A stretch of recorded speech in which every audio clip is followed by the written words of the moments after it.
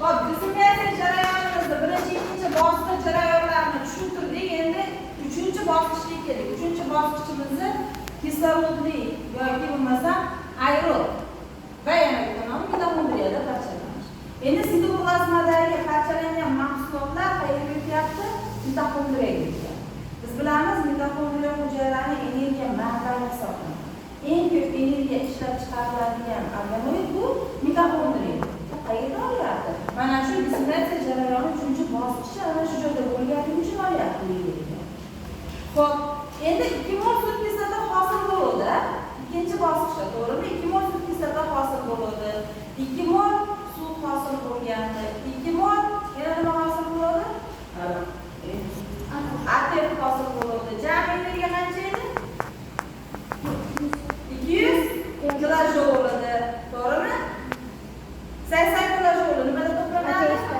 ATFda. 120 issiqlik sifatida chiqib ketadi. Endi mana 2 mol sut kislotamiz kislorod ishtirokida nomi bilan ko'rinib turibdi. Kislorodli parchalanish deyapmiz. Kislorod ishtirokida 36 ta ADF va 36 ta fosfat kislota birgalikda qayerga kechyapti bu? Mitoxondriyada.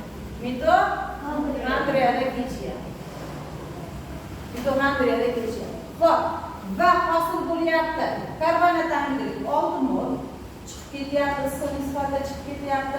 42 mol suv hosil bo'lyapti. 36 mol ATF hosil bo'lyapti. Jami energiyamiz 2600 kilojulni tashkil qilyapti. 2600 kilojul. 2600 kilojul energiyani nechasiga bilamiz? Ikkisiga bilamiz.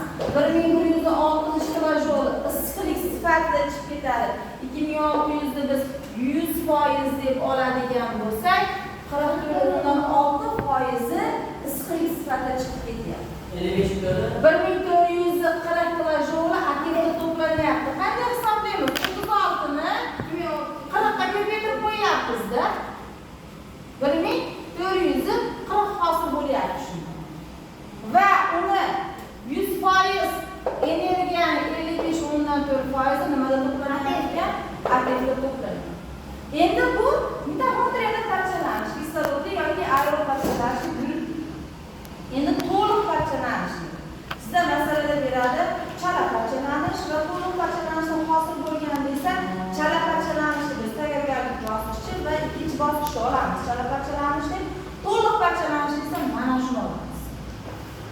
Masalan, shaftda to'liq parchalanish. Demak, 1 mol nimayu?